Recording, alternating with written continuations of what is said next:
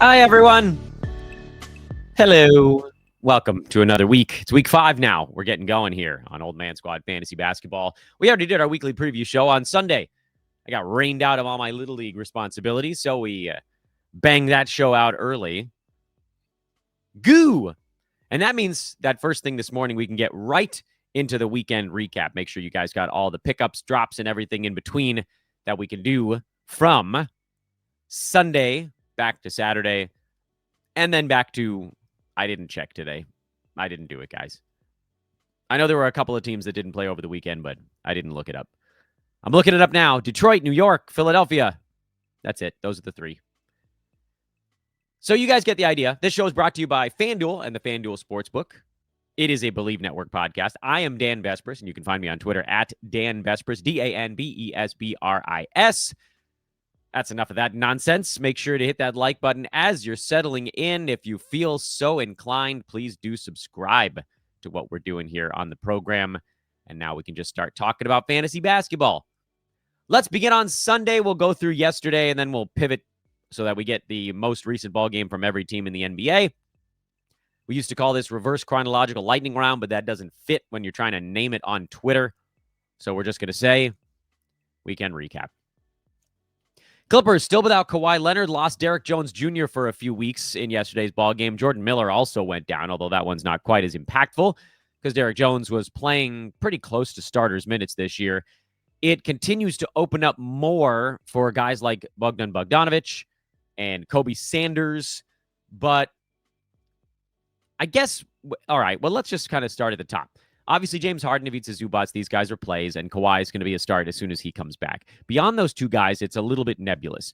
I'm holding on John Collins, although I don't know that I'm playing him in Roto until I see him really settle into a good spot, because I like the fact that he played 30 minutes and got 13 shots up in yesterday's game, had 17 points. That's the good news. Bad news is he had 2 rebounds and nothing else, making a play for a Bojan Bogdanovic line.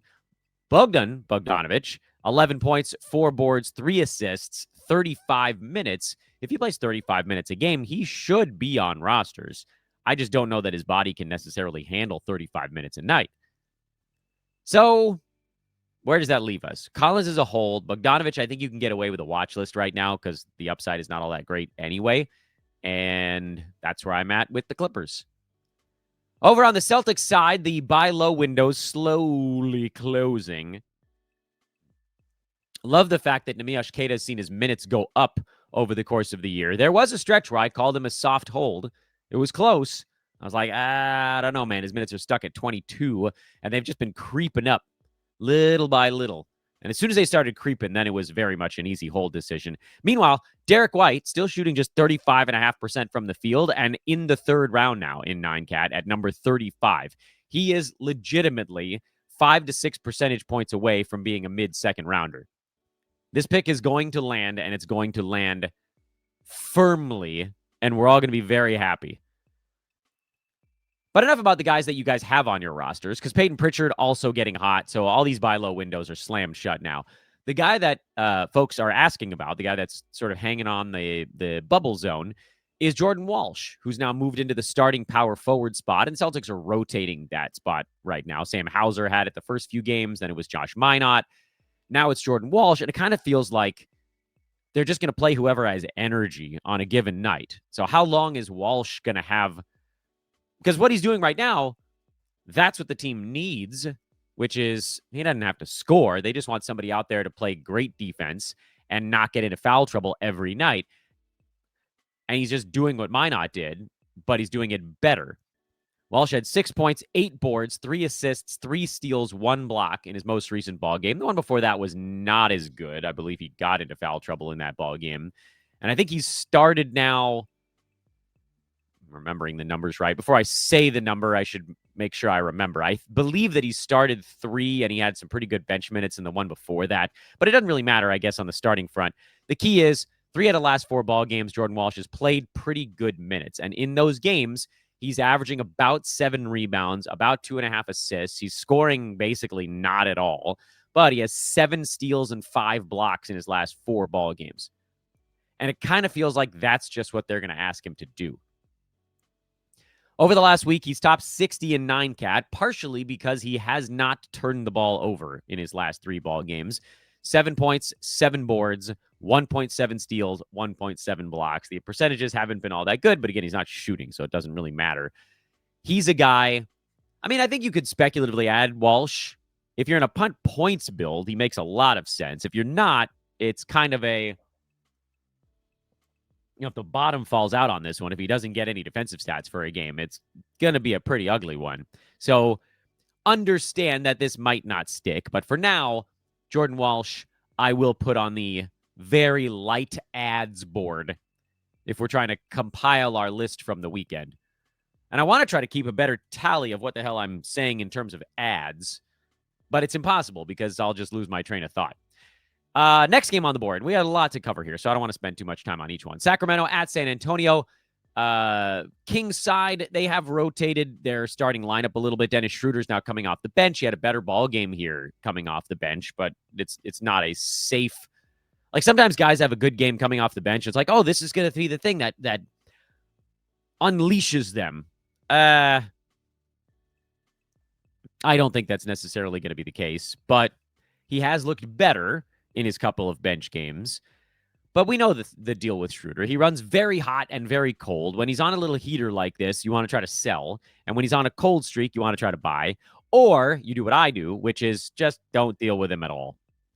So DeMar, you start. Domantas Sabonis, you start. Zach LaVine was bad in this one, but you start him as well. And then Russell Westbrook, when he's in the starting 5, the way he is in this one. I mean, he did all the inefficiency things that you hate with Russ. 4 out of 11 shooting, 3 for 6 free throws, 5 turnovers. This is bad 9 category stuff. But if he's starting, you probably start him and just pray. In Roto, I don't know if you can. Over the last week, he's averaging 13, 7, and 9 with 2 3-pointers, and he's ranked outside the top 200 because he's shooting 35.5% from the field and 63% at the free throw line with 4 turnovers a game. Russell Westbrook is a hard yes in points leagues. Points league, super darling. 9-cat, I'd be very afraid without a proper punt in something or multiple things. 8-cat, that gets him closer. 8-cat with a punt free throw, that gets him pretty much all the way. Straight 9-cat, I don't know. Even with this many counting stats, I don't think it's going to be enough. No Wemby on the Spurs side, so Luke Kornet is your very clear burger board man there. And if Wemby has to miss another ball game, you better get freaking Kornet into your lineup. I know Harrison Barnes has been on a basically a season-long heater, but it is going to run out. It always does. Harrison runs hot. Harrison runs cold. He's number 100 right now in 9-category leagues while shooting 54% from the field. But the usage just isn't high enough.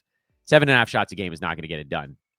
And he took more in this one because there was no Wemby, and Stephon Castle went down right around halftime with a hip thing. We don't really know that much about it yet. I'll put the little injury alert up on the screen for YouTubers right now. If Wemby has to miss another ball game, obviously you're going Luke Kornet. If Castle misses time, Devin Vassell is the big winner because he then slides into a little bit more of the ball handling job. Although obviously here, as guys go down, De'Aaron Fox channels Sacramento Kings De'Aaron Fox. And look at this is a huge ball game, 28 and 11 on nice percentages. Fox is going to be good regardless, but if anybody gets out of his way, then he's going to be very, very good. But in general, you guys know my feeling on the Spurs wings. I don't want anything to do with them unless the runway gets completely plowed, which it is right now. Brooklyn. There are effectively 2 players on this team for the Nets that I care about even the tiniest bit. And it's pretty easy to know who they are at this moment. It's Michael Porter Jr. and it's Nick Claxton. It says Nicholas on the screen. I don't know why I keep saying it. Tyrese Martin had a better ball game here. I don't care. Zaire Williams has had a couple of okay ones lately. I don't care. Noah Clowney went back to being a shooting guard again, which is what we know he likes to do. I don't care about Terrence Mann. I would like for Ego Demon to get a little more free reign, but it's not going to happen yet. So MPJ and Claxton, that's it. Don't worry about anything else. For the Wizards, Bilal Coulibaly came back, and he looked fine, healthy enough. 6 points, 3 boards, 4 assists, 2 steals, 2 blocks. He should be on rosters while he is upright and while we kind of figure out what he's going to be this year.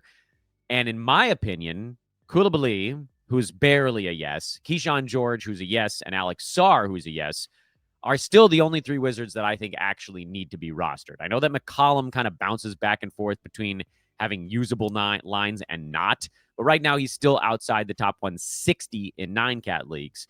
And I just don't know that it gets a whole lot better. If you're like, he's ranked the same as Koulibaly. Yeah, I mean, Bilal, the minutes are going to go up from 25 as he gets healthy. Field goal percent presumably comes up from 36. I just feel like there's upside there that with McCollum doesn't exist. I do think you could probably trade CJ because he's scoring 17 points a game and he's getting some threes and stuff. You wait for the next big one, try to move him. I would take anybody inside the top 100 back for CJ McCollum. Literally anyone. Warriors beat the Pels, but who doesn't? The more interesting thing here is that Moses Moody had 32 points on 16 shots. Is that efficient? That is efficient. So what is Moody going to be this year? I don't think we really know yet. Jonathan Kuminga's out with double the knee, double the fun tendinopathy. So that's leaving more available for Brandon Podziemski and more for Moses Moody. I think Moody probably deserves to be added in the short term while we kind of see what happens, although his fantasy game is very three-pointer and free throw / steal heavy. And if he's not getting any of those three things, if it's only 2 out of the 3, his value falls off a cliff because he doesn't rebound, he doesn't pass, he doesn't block shots. It's all threes and some steals and decent free throw marker. Between Moody and Podziemski, Moody's probably the guy you'd prefer because he's starting. He seems like he has a firmer grip on the minutes he's getting right now. Pods has the more interesting fantasy game, but also the more unreliable reality role going forward. Or, and again, like, no, I'm going to be working on this whole Bubble Boys thing. Is Moses Moody on my list? Yeah, he's on there. We're going to budget these guys out. I think Moody's more of a speculative ad. I don't know that he's a guy you have to have on your roster. I don't know that he's going to be all that great. And Podziemski is more of the hold because he was probably drafted in more spots, and that's probably where I sit with these guys. The Pelly Bellies. They continue to stink, but at least they're doing a couple of slightly interesting things. Derek Queen got the start. His minutes didn't change all that much because Yves Missy is finally starting to play minutes again. That's bad for Queen. 24 and a half minutes for Derek will probably not be quite enough long-term because of the shooting issues. Although he had 7 boards, 6 assists, and 2 blocks, he's still the guy they want to be their future. He and Jeremiah Fears are sort of like the next wave for this team. And we're seeing them get an extended look right now because no Zion and no Jordan Poole and obviously no DeJounte Murray for still a couple more months yet. So it's Trey Murphy and those guys. What does that mean from a fantasy standpoint? It's hard for me to repeat myself again. It's like the thing I hate doing the most on these podcasts, but I'll do it one more time. Derek Queen belongs on rosters. I do think there's going to be a dip before the eventual ascent. The question I keep asking on the show, I've done it like 6 straight recap episodes, is how big is the dip going to be? If it's small, then great. Head-to-head, you can just play him forever and ever. For Roto, you just squat on him for a little bit. If it's a big dip, then it becomes a harder situation, and we'll wait and see what that's going to be. Yves Missy, I don't think needs to be on rosters. Herb Jones, I think, maxes out at around top 100, so you could probably do better. Jeremiah Fears belongs on head-to-head rosters, but not Roto because he has all these big-time holes in his fantasy game. Sadiq Bey has actually been startable in all formats lately, much as I don't really care for his fantasy game, which is generally points, threes, and rebounds. He's been startable. He's been right around top 100 lately, despite shooting just 40%. So if he has even one decent shooting game, then the fill-in becomes 12-teamer. Zion, however, is very close, and at that point, Sadiq Bey is going to go back to being an afterthought. So if you didn't do it, you didn't really miss out on much. Before we get to Orlando, Houston, want to remind you guys again that this show is brought to you by FanDuel and the FanDuel Sportsbook. Get down on the playoffs now. You can bet on the Atlanta Hawks to make the playoffs. It's minus 390. That's too expensive because the Hawks actually have looked pretty good. Celtics are minus 178. You can get pretty good price on Boston if you think they're going to make the playoffs right now. And I think they do. And that's available over at the FanDuel Sportsbook. Celtics are 7-7, a 500 team. They're the 10 seed in the Eastern Conference. just waiting for one of those teams ahead of them to hit the first little mini skid, and then they'll be all right. Celtics and Magic right now fighting for that last play-in spot. I guess the playoffs are not the play-in, so maybe it's not as great a bet as I thought, but that's over at FanDuel and FanDuel Sports. If you are interested, check them out today. As far as my own promo is concerned, you guys have heard this already, but I want to say a big thank you so far because a number of you have actually signed up for YouTube memberships. I didn't know if this was going to be a worthwhile endeavor, and it's turning out to be a smart thing because, again, the main thing here is it's 99 cents. I set it at the lowest possible mark they would allow, and it's basically just a tip jar at this point, but it does give you slightly better access to me. If you want to become a YouTube member, you can do it somehow. I don't know where the button is, but if you ask a question or something, if you post on these shows, I will see it, which if you're not a member, I probably won't. So there is a slight uptick in access to me with a YouTube membership. Throw that in the bank. If, again, and like the other part of it is I set it at 99 cents because I didn't think any of you guys would really even think about it. Just like 99 cents, yeah, I'm not going to miss that. And if you guys do, then don't sign up. But if you got 99 cents to spare, please do sign up. With every membership we get, it inches us about a 20.02 closer to our goal. And once we're at that goal, we're done with all of this stuff. I won't promo it anymore. I promise. I think we're at, between Patreon and YouTube combined, I think we're at like 284 or something like that. The goal is 500. When we get to 500, I stop talking about it. So hopefully a couple hundred of you guys will just say, yeah, I don't really miss 99 cents. And then we'll be all done. Check that out today. Also, check out the YouTube, farted all over that one. The Google Sheet. That's in the show description as well. It's free. It's got the streaming calendar. It's got our injury board. It's going to have our fringe board. That's going to be fringe buckets. You guys have been asking for that for a long time, and we're finally going to get that bad boy going. Let's talk more about what happened on Sunday. Orlando was without Jalen Suggs in this overtime loss at Houston, so that allowed Anthony Black to slide into the starting five, and he was pretty good. I don't know that I would start him even if Suggs misses another contest. It took overtime to get to this marker. Tristan de Silva is the more interesting one, filling in for Paolo Banchero. Again, I don't know if I have the stones to play either of those guys in head-to-head, but if I was going to, De Silva would be the one. No. Sorry. Walk that back. I would definitely play De Silva in head-to-head. I think he's an easy burger board substitution in head-to-head for Paolo Banchero. I don't know if I would drop him into a roto lineup yet, but he's a pretty well-rounded fantasy player. So I'm leaning towards yes. Wendell Carter Jr. is probably a yes now with Paolo out because he just has a little bit more to do. And then obviously Desmond Bane and Franz Wagner are going to be the guys that get the really big win there. Houston's without Tari Eason for 4 to 6 weeks. You're curious what that might change, and the answer is actually not a whole lot. Despite an overtime game, the minute distribution was just more for the regulars. KD played 45, Jabari Smith played 43, Şengün 45, Amen 39, and Reed Shepherd, high 20s off the bench. So, everything looked the same other than you put 5 extra minutes on 4 main guys and a little more for Steven Adams in this particular ball game. So Shepherd, obviously, he's belonged on rosters since he started turning the corner 7 or 8 days ago. And then just the main guys. Nobody that wasn't useful became useful without Tari Eason. And you're not going to pick up Steven Adams because there's no guarantee he's going to get 27 minutes. Onward and upward. Portland lost to Dallas in overtime. No Drew Holiday, and it hurt the Blazers a lot real quick. Portland now 6-7. They need Drew.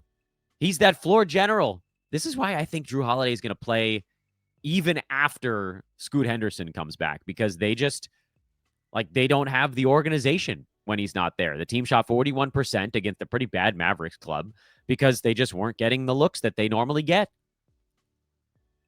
From a fantasy standpoint, everything went about what you'd want. I'm still waiting on Toumani Camara to hit a hot stretch shooting, but he'll be fine.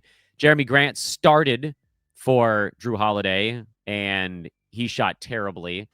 And, look, we've been talking about this for the season's 4 weeks old now. We're starting week 5. I've been telling you guys to sell high on Jeremy Grant for the entirety of that time. And because we knew the percentages were going to come down. And he's fallen outside the top 100 because the steals and blocks have disappeared. The percentages have come back to earth. And this is as much as he's going to get to do on a given night. Hope you sold high. Avdia rolling. Donovan Clingan, totally fine. I'm getting a lot of, what should I do with Donovan Clingan? He's number 68 in 9-cat. He's doing center stuff. And if his minutes tick up by 1 or 2 minutes per game, then he's pushing top 50. So you're fine. Mavericks are the more interesting team in this one. Derek Lively, he's still on a hard minutes cap right now. He played just 12. I do think Lively should be stashed, but I also understand if you can't make it because it's going to be annoying over the next 5 games before it gets probably a little bit better. Meantime, Daniel Gafford got 30 minutes, so keep the Gafford train a-rolling until Anthony Davis comes back. Brandon Williams re-won the point guard minutes, and that's a whole ball of worms all by itself because he and D'Lo keep kind of flexing back and forth who's actually getting to play enough to be useful. I would say hold on Brandon Williams. I know he had the one bad ball game. Hold. Let's see how this goes. PJ Washington did not miss any time, so Najee Marshall, you can go ahead and put that back on the maybe later bucket. And that's pretty much where you're at with the Mavs. So there's no ad out of this ball game. There's a couple of holds. It's useful information, maybe. Atlanta just keeps rolling without Trae Young. Hawks are 9-5. They've been great without Trae. And look, listen, they're better when Trae Young is there, but not by all that much. Nickeil Alexander-Walker has filled in admirably more as a shooting guard. Dyson Daniels has taken over the point guard job, along, frankly, with Jalen Johnson, who's been absolutely cooking lately. No Porzingis in this one. They're just going to be super careful with him, as teams are. So that means more Onyeka Okongwu, who's been destroying in fantasy this year. Okongwu, he's a first rounder over the last week. That's cool. He's number 49 on the season overall. Talk about a pick that's landed so far. That's been the one. Zachary Risache got hurt in this one. Another hip injury. It's weird how many hip things there have been in the NBA. He's been fine lately, but not great. And to me, he's pretty much never going to get inside the top 100 without a bunch of guys going down because the usage would just have to spike. But he'd been a viable head-to-head volume guy. And, if he's hurt, then you drop him. Phoenix, I think we got an ad out of this ballgame, although it was one that we expected. So the Phoenix question that we were asking ourselves coming into this game was, now that Grayson Allen is out, although it doesn't sound like this is for very long, head coach Ott was talking about Allen. He was like, look, he took a knee to the quad. It's bruised. There's some swelling. They're just waiting for that to go down, and then he can get back in the mix.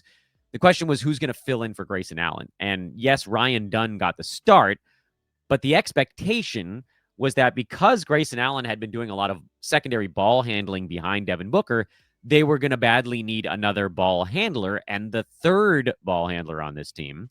And I'm going to try to say the term ball handler as many times as I can before you guys develop some sort of weird mental image, is Collin Gillespie.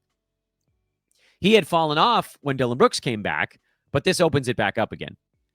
So who are the plays on Phoenix right now? Because there's a lot of names that are close on the Suns, and they've been kind of fantasy fun so far this year. Obviously, you're playing Devin Booker. You're playing Mark Williams, even if you drafted him against medical advice, because he's been fine. Williams is number 62. It's good enough, but the health stuff is going to be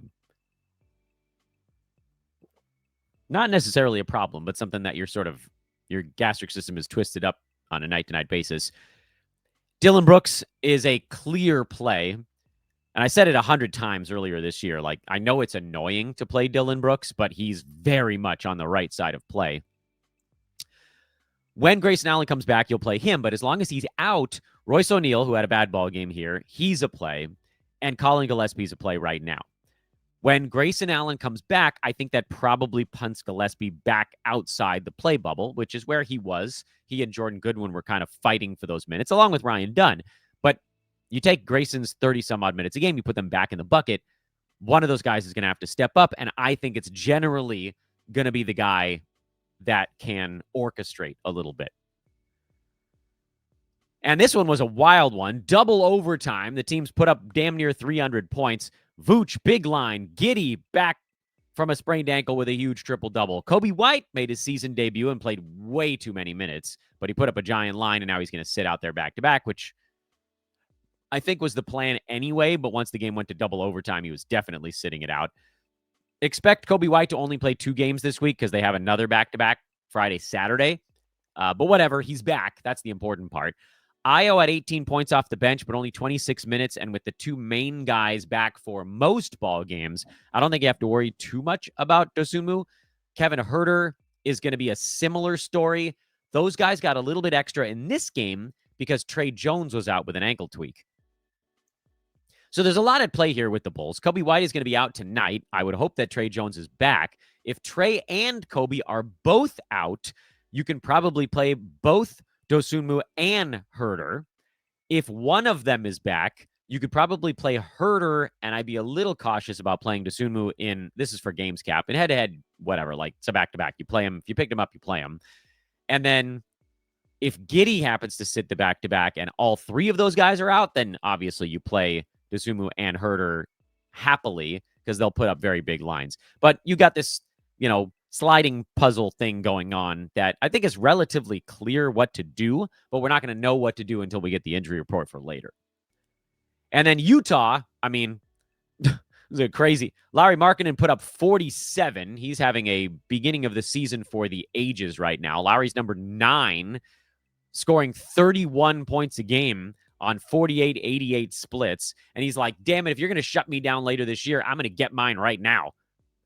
Lauri Markkanen is one of the most obvious sell highs in the history of fantasy basketball for when he starts to get days off. Luckily, it hasn't happened yet because we're still pretty early in the season. But if you can get someone inside the top 25, you generally do it.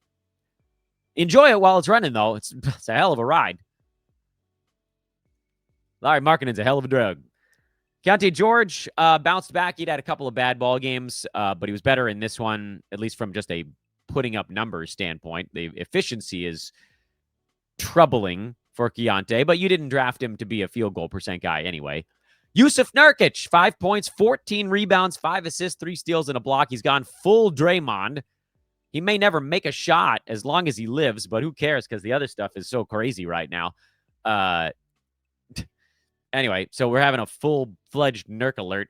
Isaiah Collier, you guys know where I stand on him. He got a lot of free throws in this game, but he's going to be a poor percentages, high turnovers, ultra assist specialist. And there's a place for that on some teams, just not on mine. And then Ace Bailey, bad ball game here. This is going to happen. He fouled out in 11 minutes. It's absurd, but it did happen. He's a firm hold in head-to-head leagues. He is a guy that I don't think is going to be Roto Games Cap playable right now. But head-to-head, you got to be on board for the gradual learning curve. How many games were there on Sunday? 1, 6, 7, 8. All right, we're a little bit past the halfway point. Let's go back to Saturday. There were 5 games on Saturday. We've already done our promo, so we can just keep coasting here. Memphis, they stink, but at least Zach Edey was back. Get him into your lineups immediately. Cedric Howard is a hold. Ja Morant out again. Rostering Ja Morant is about as fun as we thought it would be this year. Yeah, not fun, by the way, is what that was. There's not an obvious ad when Ja goes down. It's more Aldama, who's been sort of hovering near the bubble. More Jaren Jackson, who could not shoot to save his life. He's been a mess. We got some more Cam Spencer last time. This time we got more Vince Williams and Jalen Wells. I don't care about these guys. Fart sound effect. Let's keep going. Darius Garland's still out. So generally that means good things for DeAndre Hunter, but he wasn't very good in this one. You're going to hold on Hunter. And then Mobley, Mitchell, and Jarrett Allen are the only other Cavs that you're playing until potentially Jalen Tyson comes back. Raptors are a pretty easy team to handicap. You start the starters. That's fast. Let's talk about Indiana in that one instead. Andrew Nembhard, he's revved back up. Siakam, I'm hoping that Pascal's efficiency comes roaring back. And I got to say, Siakam should have been on the buy low board last week. I don't know how I overlooked how bad he's been so far this year. Siakam shooting 66% at the free throw line and 45% from the field on very high volume. He is one of the most obvious buy lows, and I forgot to put him on the buy low board. So that is fully on me. We have nobody to blame but ourselves, and by ourselves, I mean myself, because at some point here, that stuff is going to work itself out. Siakam has been one of the most consistent fantasy players on earth for like a decade at this point. He's a 50% shooter from the field. And over his last 6 NBA seasons, he shot 49, 48, 55, 52. And then now he's suddenly at 45 again, which he hasn't done since like early Toronto years. And even then, it was like one time he had a bad shooting year. He's also a 76% foul shooter, has been around that mark every season other than one since he became a starter. So 66 probably not going to hold. And then everything else is super good for him right now. Usage is as high as it's ever been. Like he's a shooting hot streak away from being probably a top 40 fantasy player. And you could probably get him for less than that. So sorry, I should have had him on the board last week. Beyond those two guys, I don't know if there's anybody else that you really need to have on your roster. Jeremiah Robinson-Earl started? No. Tony Bradley started? No. Jarris Walker started? No. TJ McConnell is a popular stash. I don't know that he's going to get up to 26 minutes, though, so he's a no. We're just waiting on Aaron Nesmith or Benedict Mathurin, who, by the way, it sounds like is close. Rick Carlisle saying that Mathurin is not far off. So there you go. We'll finally have a third pacer worth using. OKC closed their eyes and still won this ball game because they've got Shai Gilgeous-Alexander and they don't really need anything else. Isaiah Hartenstein, Cason Wallace, Chet Holmgren, those guys are all easy plays. The news on the Thunder in this one is that Lou Dort came back in 22 minutes and didn't fully derail AJ Mitchell, but punted him out of the starting 5. And so life is just going to be a little bit tougher. But Alex Caruso went down. So that freed up another 18 or 19 minutes, and that helps Mitchell as well. So, AJ, I think you can probably keep streaming until the Thunder get one more guy back. It might be Aaron Wiggins. That might be the guy that pushes him off. Maybe we finally see Jalen Williams at some point. We're 4 weeks in, and we still don't really know what the hell's going on there. Any update would be outstanding, OKC. But for the meantime, keep AJ going. Did I miss something in one of these other ball games? No, these have been Saturday games were pretty boring. This was the second half of a back-to-back, so LaMelo Ball sat it out for the Hornets. That allowed Collin Sexton to have a tiny bit of fantasy value. Sexton's a drop when LaMelo Ball comes back. We also got news this morning that Brandon Miller has resumed basketball activities, so he is not that far away from making his way back in the mix. At that point, I am a little bit worried about Con Kneppel. He wasn't very good in this ball game. I'm going to still play Con until LaMelo and Brandon Miller are both back. Don't preemptively drop him. He might still do enough. I doubt it, but it might happen. The good news is it seems like he's doing enough when only one of those guys is back. So at least you can hold him through that, and then we'll sort of reassess when the Hornets get fully healthy. Moussa Diabate probably should have been dropped going into this game, but he had a good enough one that if you didn't drop, like if you were out doing something like I was and you accidentally didn't see that Kalkbrenner was back, then Diabate was still good. Thank goodness. But Kalkbrenner's back. He's back to being the starter. And for Diabate, he goes back to being more of a rebounds stream. I think that's all we care about. Denver, first game with no Christian Braun and no Cam Johnson. And Tim Hardaway Jr. and Peyton Watson got the starts. And I know that Tim Hardaway put up 23 points, and he's going to be the guy that everybody's talking about. But you guys know me well enough to know that I prefer Peyton Watson from these two pickups for two reasons. Number one, Tim Hardaway Jr. is more easily replaced on this roster and what he can do. He is exclusively a floor spacing three-point shooter, and they can find that somewhere else, although Julian Strawther got hurt, so maybe not as easily replaced. Peyton Watson is a terrific defender. He's the athleticism that they can mash into this starting 5, which doesn't have a ton of it left. Jokic is not athletic. Jamal Murray is slower. I mean, he's so unbelievably efficient, but he's not a super athletic dude. Aaron Gordon can be. Tim Hardaway Jr. is not. But that's not to say that Tim Hardaway shouldn't be played. I just like looking at this ball game. Hardaway shot 6 out of 8 from the field and 6 of 6 at the free throw line. If you remove the insanely good shooting, then what did he have here? Like 12 points and 3 boards without the extra good shooting. Peyton Watson didn't shoot the ball all that well, but he still got you 2 steals and a block. That's the key for me. I think Peyton Watson has the easier path inside the top 100 because of the defensive stats. He's the guy I would stream with Christian Braun and Cam Johnson out. and we'll see who gets to stick in the starting five, because it sounds like Cam Johnson is not going to be out as long as Brown, but it does still feel like both are going to miss at least a few more ball games, and Brown, they said, is out for about a month. Bruce Brown, by the way, speaking of Browns that are spelled differently, is not a guy I'm picking up. Even in big minutes, I just don't think he's going to do enough. Minnesota's been quietly playing a little bit better of late, but Denver just thumping everyone these days. Nuggets are 10-2. Wolves are 8-5, so they've kind of quietly gotten it going in the right direction. I still think Julius Randle is one of the other prime sell high guys, because this type of efficiency just won't stick all year. Rudy Gobert had foul issues in the first half that allowed Naz Reid to kind of get loose early in this ball game. I mean, that's what you're praying for with Naz. He just hasn't been good this year, really, prior to this ball game. He's number 118 in 9-cat, thanks to good threes and defensive stats.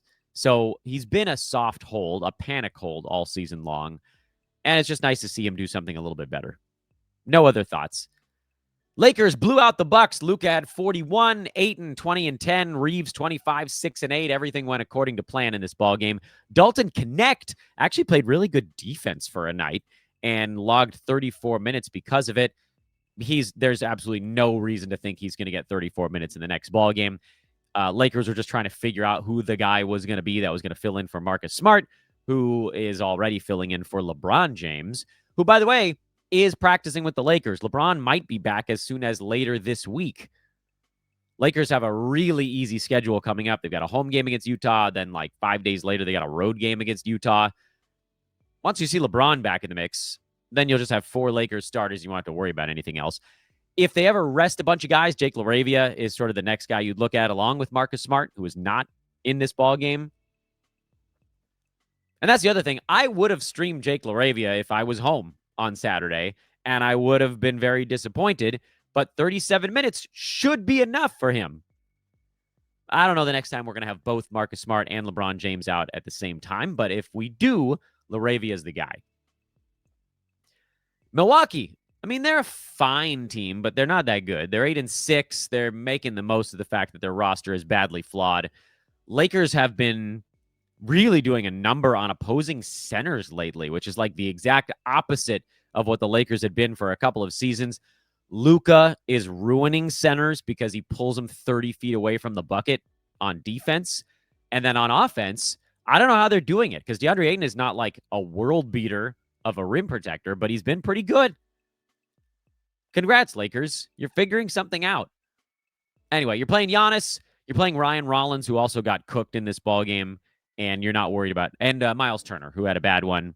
I don't think one bad ball game is going to open up a buy low window, but if it did, I certainly would. And there were 3 teams that didn't play over the weekend. Those 3 teams were Detroit, who there's not even a reason to look at their game from Friday, because they had Paul Reed going big and Dennis Jenkins going big and Duncan Robinson going big.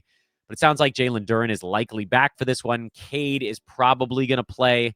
He's like somewhere hovering between questionable and probable. I'm expecting Cade to go, but who knows? I thought he was going to go over the weekend, and then he didn't go there either. If he sits but Duren's back, do I have the confidence to play Jenkins? I don't know, because it sounds like Asar Thompson is also close to coming back. I think as long as Tobias Harris is out, you can still play Isaiah Stewart. That would be the sort of one prevailing theme on Detroit, is Isaiah Stewart should be pretty safe through all of this. But then the other stuff, you're just waiting on the injury report. And the other 2 teams that didn't play over the weekend besides Detroit were Miami and Philadelphia. And those I actually am interested in. So Miami, Khalil Ware, Norman Powell, these guys are like early rounders right now with Hero and Badabayo out. And we'll keep rolling there. Davion Mitchell is a stream. Andrew Wiggins is a play. Jaime Jaquez is a play. Nothing. Okay, so the Miami's not interesting. Nothing changed. Literally the same thing that we had. Philly is kind of interesting, though. Let's scroll down real fast to the 76ers, because Kelly Oubre went down with a left knee hyperextension, so that opens up 28 minutes of ball game. Adem Bona went down with a right ankle sprain, which means Andre Drummond is going to get all he can handle, and he may even bump up to a 2-burger play, knowing that there's literally no backup center anymore. It's Jabari Walker or it's Trendon Watford. I don't want anything to do with those guys. The dude I'm interested in on the Sixers is Dominick Barlow, who actually looked like a guy that I mean, he was basically going to be an ad right at the start of the season, and he got hurt before we could do anything about it. And now he's kind of like sort of sneaking in because he came off the bench for 29 minutes. But if you remember his first game of the year, he had 13, 8, and 5 with a block on good percentages. And then he got hurt in game 2. And we never got to see like 3 or 4 straight games from Barlow as a potential starting power forward. I think he's going to end up as, at the very least, a speculative ad. Because if he takes the power forward job and Oubre misses some time and Embiid and Paul George are still floating around in no man's land, he could be interesting. The caveat here is, and I've been saying it since the start of the season, I mentioned that I had a source on Paul George that mentioned he was hoping to make his return when he played his old team, which is coming up tonight. I don't know that they're going to push it, but this has always been kind of like the window for PG. The Clippers are in town, so he could make his debut at home. If he doesn't play today, I get the feeling we're going to see Paul George within the week. And that's going to screw up a whole bunch of stuff. So then Barlow might become nothing, or maybe he ruins Quentin Grimes. I don't know. I picked up Dominick Barlow in a couple of spots just to see what happens. Philly has 3 games in 4 nights to start the week, so that helps if you're looking at it from a head-to-head standpoint. Roto, if you pick him up, you leave him on your bench, and you deal with it after you watch for a game or two. And there you go. So I think the key names from over the weekend, and there were a lot of holds in there, but the ones that may have been on your waiver wire that were addable were Jordan Walsh, Luke Kornet, Devin Vassell, Moses Moody, Tristan de Silva, Collin Gillespie, Zach Edey, Peyton Watson, Isaiah Stewart, and Dominick Barlow. So there were 10 names I mentioned. Some of them injury replacement guys like Kornet. If Wemby's back, obviously no. De Silva, that's for Paolo. Gillespie's for Grayson Allen. Peyton Watson is for one of the 2 Denver wings. I don't know which one. Isaiah Stewart is for Tobias Harris. But some of these guys might have a little bit of sticking power. Like, what if Jordan Walsh keeps that power forward job? Zach Edey, obviously, that's a keeper. Moses Moody, like, what if he's the starting shooting guard for the Warriors for a while? I don't know. Devin Vassell is more of a injury guy. But Barlow, what if he sticks as the power forward? Maxey, Edgecombe, PG, Barlow, and a big man? Possible. Philly's so banged up, you never really know. So anyway, those are the 10 that I think I would sort of hone in on if we were looking over the weekend. I tried to do a better job of just footnoting things as I went through it because I lose track. There's so many holds, 15, 20, 25 holds, and another 15 to 30 guys that we talk about that are just of note, that it's very hard to remember who the guys are that are like, oh, these guys might be on the waiver wire. Probably should get those guys into my fringe board also, huh? Here's the fringe board, by the way. I want to put this thing up on the screen. I call it the Bubble Boys. You could call them the Fringe Fellas. You could call them the Maybe Men. Whatever it is, I need your help is the reason I'm putting it up on the screen, YouTubers. I have like 75 names here, but I want to know if I'm missing anybody. Am I missing anyone on the fringe board? Because I'm going to start working on this today, and I want to make sure that I get everybody. It's going to be hard to keep it up. It's going to have to be one of those things that we update like once a week because it's just too much work to do every single day. But I think it's going to be really useful, and it's free. How do I keep all this stuff free? Because of people watching the pods and liking and subscribing. So please do those things because the commercials pay for a lot of this stuff, and the Patreon and the YouTube memberships. All those little 99 cents, they add up to me being able to do all of this stuff for free, hopefully forever. Let me know. Take a look at the list. See if I'm missing anyone, plus some of the names that we talked about today. I'm Dan Besbris. Follow on Twitter, @Dan Besbris. We're going to get a second show going today, but we already did the weekly preview, so we'll do something else fun. I don't know what the hell it's going to be, but we'll figure it out. I'm going to wing it. Whatever it is, I'll see you in a little bit.